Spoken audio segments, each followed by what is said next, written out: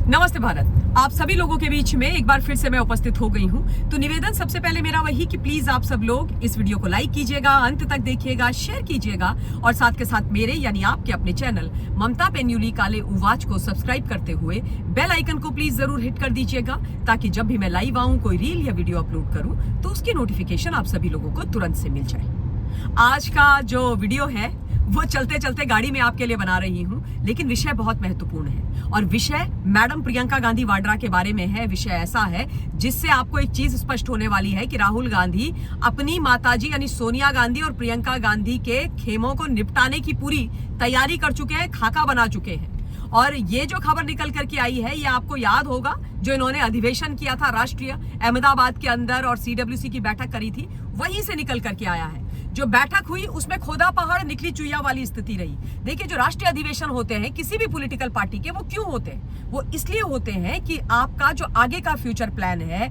आपके जो plan of action है, उसका रोड मैप आप बनाते हो। लेकिन वहां पर ऐसा कुछ नहीं हुआ, केवल राहुल गांधी का एक फर्जी भाषण हुआ और उसके बाद सब लोग वापस आ गए। और जो इतने सारे 1700 के करीब लोग गए थे, उनके पास कुछ टेक अवेज नहीं थे कि वापस आकर के वो बहुत ऊर्जावान हो गए हो या उनको काम करने के लिए कोई मोटिवेशन या दिशा मिल गई हो। ऐसा कुछ नहीं हुआ।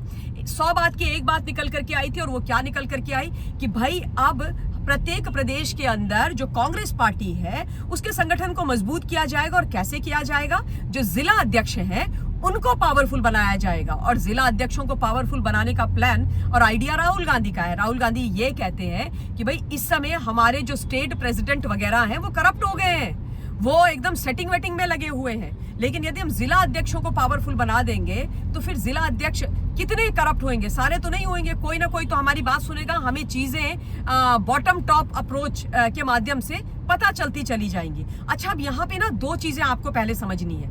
और पहली ये जो पॉइंट है उसके माध्यम से पहली चीज ये निकल करके आ रही है कि राहुल गांधी ने अपने भाषण में ये मान लिया कि साहब, हमारी पार्टी के अंदर जो स्टेट का टॉप लेवल होता है, जो लीडरशिप टॉप लेवल की होती है, वो करप्ट है, वो सेटिंग वेटिंग कर लेते हैं, यानी कि मालमत्ता खा लेते हैं, पैसवा वैसवा ले लेते हैं। राहुल गांधी नहीं बोला भाई ये।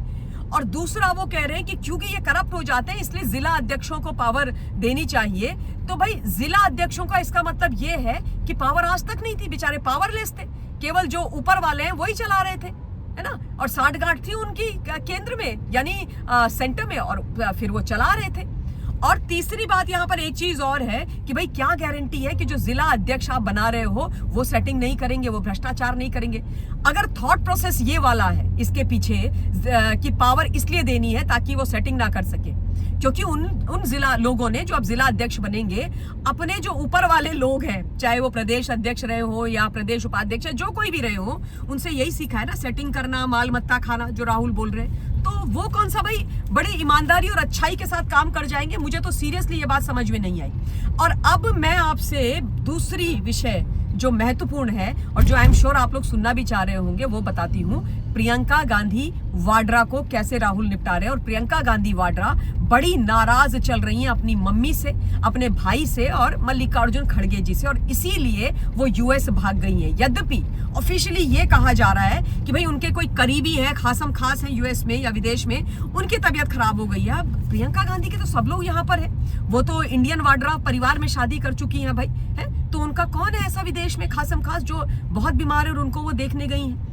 नानी घर तो गई नहीं है, आई एम श्योर ये इन्फॉर्मेशन तो नहीं है। तो 100 बात की एक बात है कि भाई नाराजगी चल रही है और उसके चलते ही वो भाग गई हैं। अच्छा, अब नाराजगी का जो मुद्दा है वो मैं आपको बताती हूँ। हुआ ये कि ये जो पूरी सीडब्ल्यूसी की बैठक हुई या ये जो राष्ट्रीय अधिवेशन है, उससे पहले जो बेचारे रिमोट कंट्रोल्ड और रबर स्टैंप वाले इनके प्रदेश अध्यक्ष हैं मल्लिकार्जुन खड़गे साहब, उनसे मैडम प्रियंका की 2 बार मीटिंग हुई। और जो मीटिंग्स हुई उसमें खड़गे साहब ने प्रियंका गांधी को एक ऑफर दे डाला। उन्होंने बोला कि भाई मैं पार्टी के अंदर, कौन? मैं मिस्टर खड़गे, मैं पार्टी के अंदर एक इलेक्शन मैनेजमेंट डिपार्टमेंट बना रहा हूं और मैं चाहता हूं कि प्रियंका तुम उस इलेक्शन मैनेजमेंट डिपार्टमेंट को हेड करो। तो प्रियंका गांधी ने सुना और उसके बाद उन्होंने बोला कि ठीक है, मुझे थोड़ा समय दो, let me think through it and I will get back to you. तो उन्होंने बोला ठीक है भैया, कर लो, थिंक जो करना है। पर जब उन्होंने थिंक किया, सोचा विचारा, तो वो वापस आई और उन्होंने बोला थैंक यू वेरी मच, अपने इस ऑफर को रखो अपने पास, मुझे नहीं चाहिए, मुझे नहीं बनना है तुम्हारी इस इलेक्शन मैनेजमेंट कमेटी का हेड। उन्होंने डिक्लाइन कर दिया, इनका जो ऑफर था वो इनके मुंह पे मार के फेंक दिया। अब ये क्या होता है आप खुद सोचिए, इलेक्शन मैनेजमेंट कमेटी क्या कमेटी है ये? 100 बात है कि एक बात है कि प्रियंका गांधी वाड्रा के पर काटने के लिए और उनको मतलब कोने में फेंकने की तैयारी राहुल गांधी कर रहे थे, क्योंकि ये जो ऑफर दिया प्रियंका को, ये आपको क्या लगता है कि मैडम सोनिया और राहुल की बिना कंसेंट के दिया होगा? उन्होंने बोला होगा तब मोहरा बने मल्लिकार्जुन खड़गे जी। भाई खड़गे साहब तो वो राष्ट्रीय अध्यक्ष हैं जो सांस भी उन दोनों की यानी सोनिया और राहुल की परमिशन के बिना नहीं ले सकते। तो फिर गांधी परिवार की राजकुमारी और वाड्रा परिवार की बहू को इतना बड़ा ये ऑफर, मतलब उनके हिसाब से बड़ा, लेकिन पिद्दी ऑफर वो अपनी मन से तो दे नहीं सकते। ऊपर से जब आई होगी उनको आदेश आया होगा तभी उन्होंने दिया होगा। तो अब इस बात से बताया जा रहा है कि भाई प्रियंका बहुत खफा है कि तुम लोग मुझे क्या समझ रहे हो भाई, मैं तो सोच रही थी तुम मुझे राष्ट्रीय अध्यक्ष बनाओगे, राष्ट्रीय अध्यक्ष नहीं बनाना है मुझे, यानी मुझको मेरे खेमे को एकदम खत्म करने की प्लानिंग कर रहे हो, इसलिए इस तरीके का ऑफर दिया जा रहा है। और राहुल गांधी और उनका खेमा, जैसा मैं लगातार बोलती रही हूं कि कदापि नहीं चाहेंगे कि प्रियंका फोर फ्रंट में आए, प्रियंका ड्राइविंग सीट में कांग्रेस पार्टी के अंदर बैठे, क्योंकि यदि ऐसा हो गया तो फिर राहुल गांधी की जो राजनीति है उसका थैंक यू वेरी मच हो जाएगा। और ये ना केवल ना माताजी और ना बेटे दोनों नहीं चाहते, माताजी तो पुत्र मोही में है ना, तो वो तो कभी भी नहीं चाहेंगी। अच्छा, यहाँ पर एक चीज और समझिए आप, मैडम सोनिया गांधी जो महिलाओं के लिए हम ये कर देंगे बोलती हैं, अपनी कोख से जनी हुई बेटी को उसके अधिकार नहीं दे पा रही हैं, तो भारतवर्ष की बाकी महिलाओं को, आपको, मुझको ये कुछ भी क्या खाक देंगी? 33% आरक्षण नहीं कर पाई, वो छोड़ो, प्रियंका की ये हालत है तो किसी और के लिए क्या करेंगी, ये समझना भी आपको जरूरी है। अच्छा, अब मैं आपको ये बताती हूँ कि कैसे राहुल बाबा मम्मी वाला जो खेमा है उसमें भी सेंधमारी कर रहे हैं। यानी राहुल कह रहे हैं सबको निपटाओ, मेरा ही राज रहना चाहिए, मेरा वर्चस्व रहना चाहिए, वरना मेरी राजनीति का पैकअप ऑलरेडी हो चुका है, नेशनल लेवल पर पार्टी के अंदर भी हो जाएगा। तो राहुल गांधी का ये मंतव्य है, ये थॉट प्रोसेस है कि भाई मेरी मम्मी ने जो गलतियां करी संगठन के अंदर वो मैं नहीं करूंगा। और मेरी मम्मी ने क्या गलतियां करी? मेरी मम्मी ने एक व्यक्ति को बड़ा पावरफुल बना दिया और उसके बाद वो सर्वे सर्वा हो गए और उसकी वजह से फिर बाकी लोग जो थे बेचारे वो रुलते चले गए। और उसके अलावा राहुल को ये लग रहा है कि आज की डेट में भी जितने भी इनके प्रदेश हैं वहां पर मैडम सोनिया गांधी के जो लॉयलिस्ट हैं, उनके खेमे के जो बड़े बुजुर्ग लोग हैं, वही डिसीजन मेकिंग कैपेसिटी में है, वही निर्णय ले रहे हैं और वही पावरफुल हैं। फिर चाहे आप देख लीजिए मिस्टर हुड्डा हो, चाहे मिस्टर गहलोत हो, चाहे मिस्टर सिद्धारमैया हो, सो ऑन सो फोर्थ, जितने भी लोग हैं वो सारे के सारे मैडम सोनिया गांधी के खेमे से। और ये राहुल को बात पसंद नहीं आ रही और इसलिए राहुल कह रहे हैं कि भैया इनको अब हटाओ और मेरे लोगों को लाओ। और इसलिए उन्होंने बोला कि मैं इन लोगों को पावरफुल नहीं बनाऊंगा। और एक व्यक्ति की बात जो उन्होंने करी वो कर रहे थे मिस्टर अहमद पटेल की, जो अब इस दुनिया में नहीं है।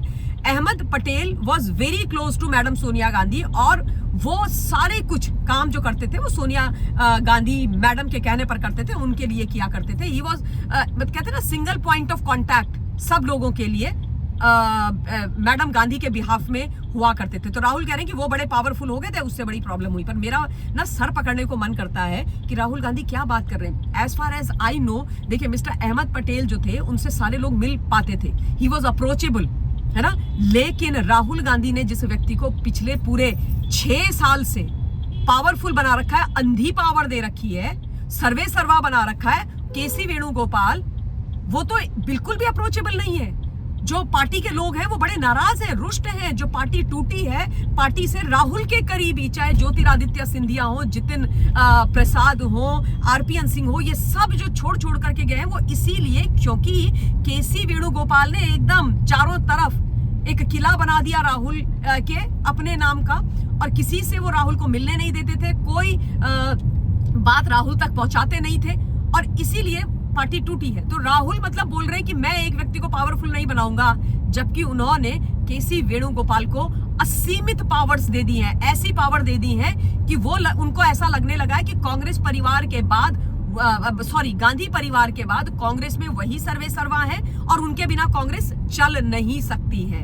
तो ये जो तमाम चीजें मैंने आपको बताई है ना, ये इसलिए बताई हैं ताकि आपको ये स्पष्ट तौर पर समझ आता रहे कि राहुल गांधी की जो राजनीतिक समझ है वो नील बटा सन्नाटा, जीरो अंडा है कांग्रेस पार्टी के लिए। और अगर कांग्रेस पार्टी को वो नहीं समझ पा रहे हैं, कांग्रेस पार्टी में वो करेक्ट डिसीजंस नहीं ले पा रहे हैं, अपने लोगों को एक नहीं रख पा रहे हैं, तो इस देश को क्या वो खाक एक रख पाएंगे। और वैसे भी अब तो मुझे लग रहा है कि इनकी लुटिया डूबने वाली है, क्योंकि कल शाम के लाइव में मैंने आपको बताया था कि ईडी का एक्शन शुरू हो गया है नेशनल हेराल्ड मामले में। तो आगे आगे देखते रहिए आप क्या क्या चीजें होती रहती हैं। पर ये विषय आप लोगों के बीच में अभी इमीडिएटली रखना बहुत जरूरी था। आप लोग अपना पॉइंट ऑफ व्यू कमेंट के माध्यम से मुझ तक पहुंचाइएगा। मैं फिर से आप लोगों के बीच उपस्थित होंगी। अभी के लिए बहुत बहुत धन्यवाद। जय हिंद।